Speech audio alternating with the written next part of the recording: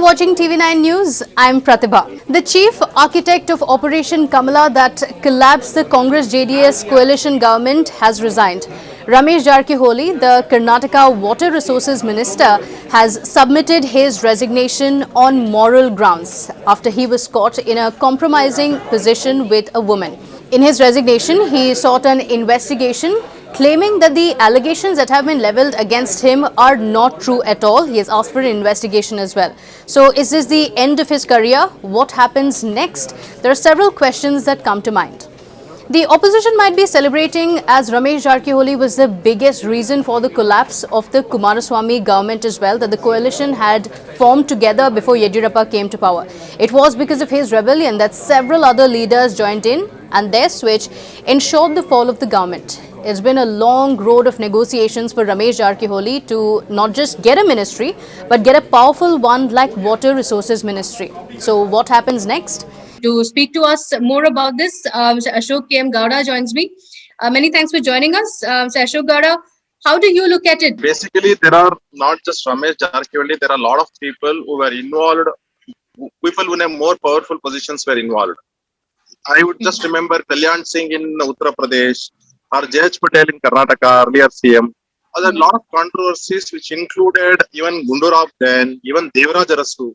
More recently, H.Y. Meti as well. Who were caught in these scandals basically had to face a turmoil in their political career.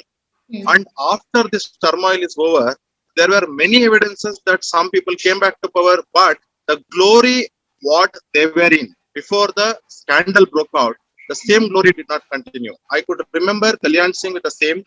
I could remember Devraj Arasu with the same. I would remember even like, J.H. Patel. People, even though his administration skills were much better than anybody else, he was laughed at. And many people were looking down at him. So even, I think that this is not an end game. But if interest to become a CM, definitely it's an end game for his CM's credentials, for he being a CM candidate credentials. I would say that nothing more better than water resource development you will get in future. So this was the full portfolio what he got. Even though you may become a minister in the coming days, or you may become something else, but you will not get the critical positions whether in a party or definitely in any critical or a full portfolios, what we call it as full, like PWD, urban development, rural development, panchayat raj, this kind of a portfolios you will not get it in future. We saw something similar happened with Siddaramaiah government as well. We saw with H.Y. Meti as well. It was quite a big embarrassment back then as well. And even though Siddaramaiah wanted to back H.Y. Meti, he was one of his loyalists. He could not do much about it. But even after resignation, he came back to the cabinet. So, even though you're saying that this is going to have an effect, or probably this will continue to be a blot on his political career, there are ways for several other political leaders also to make their way back, as we've seen in the case of H.Y. Meti. Would you say?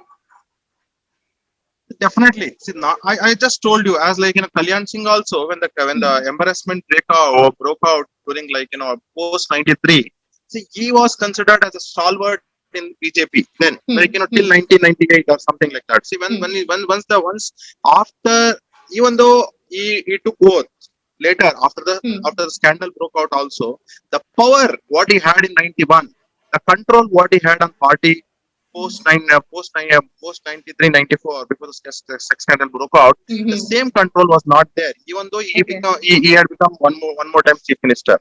There was a mayor from Kanpur or somewhere, that lady. So she was the one. She did not allege. But a similar case, it is not an allege. Woman is not alleging here. Third party is coming and alleging. See, what is the point is, even H.Y. Meti, the kind of the respect what he had prior to the scandal breaking out, the same respect in the party, same this thing will not be there. See, because earlier what was happening, women were not considered as serious voters. Okay, now women are as equally empowered voter as men do. Okay, so I would say that when such scandals break out, it's definitely an embarrassment to the parties and to an individual. So this has to be handled with care. So even though he holds a key position in the party later, people will doubt his intentions.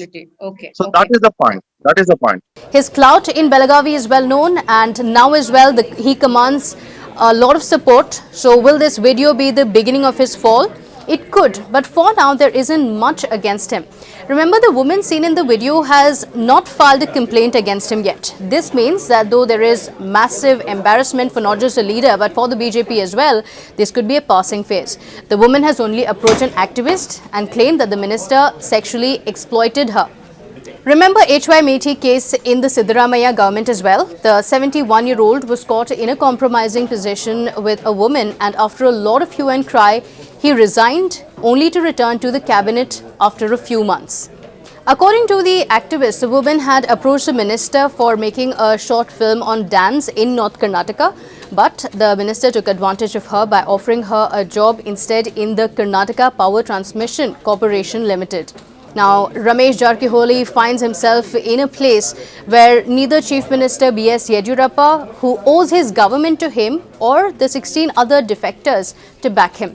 While the opposition might be celebrating, it's a long road ahead for Ramesh Jarkiholi's comeback into politics. What happens next would be interesting to watch. That's all I have for you. Thank you so much for joining me. Please like, share and subscribe to TV9 Digital. Take care.